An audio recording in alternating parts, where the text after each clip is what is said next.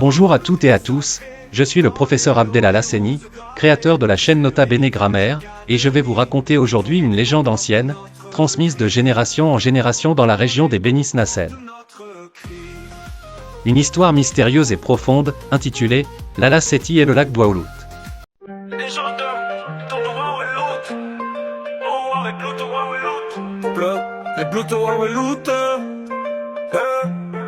Loin, là-bas sous le ciel marocain, au cœur des monts, un doux refrain, l'étang, Ouaoulout étincelant, raconte des légendes. Installez-vous confortablement, et laissez-vous porter.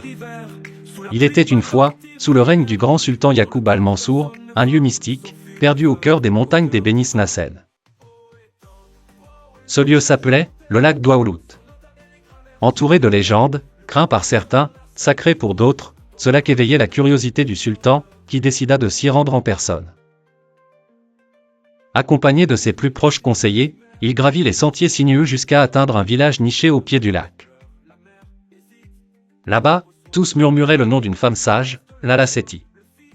Le sultan la fit appeler. Sous un oléastre millénaire, la vieille femme au regard profond et serein s'assit face à lui, et commença son récit. Ô noble sultan! Bien des siècles avant vous, un autre roi, Youssef ibn Takfin, fut attiré ici, par les mêmes mystères. Il y avait, en ce temps-là, un village prospère. Mais un jour, le ciel devint sombre. Les nuages grondèrent. Et la pluie tomba, sans fin. 3 hommes saints marchaient dans la région, Cheikh Abdelkader Djilali, Boumediene Lemgit et Bouaza Agarbi. Ils voulurent prévenir les villageois, mais tous leur fermèrent les portes.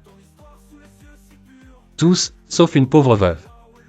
En remerciement, les 3 marabouts bénirent sa maison. Puis, ils lui dirent: « Suis ta chienne. Là où elle se cachera, tu trouveras le salut. » Le lendemain, le déluge arriva.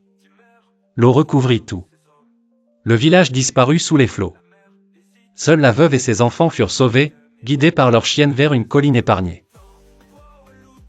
Des années plus tard, alors que je méditais au bord du lac, une étrange brume s'éleva. Et de cette brume, surgit un homme au regard d'outre-tombe. Il s'appelait Messaoud. Il m'avoua être un ancien villageois. Un survivant du déluge.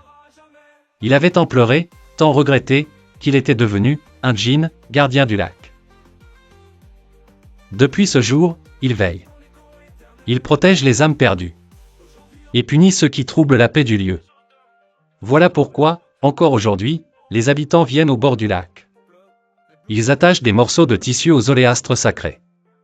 Ils prient Messaoud pour la paix, la fertilité ou la guérison.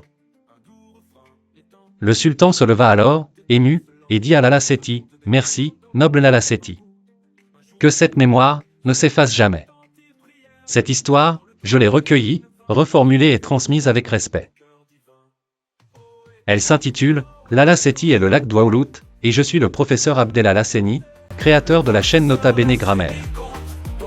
Oh étant, Ouaoulout enchanté, sous Nota Bene Grammaire chanté, le professeur Al-Hasseni compte, ton écho éternel résonne.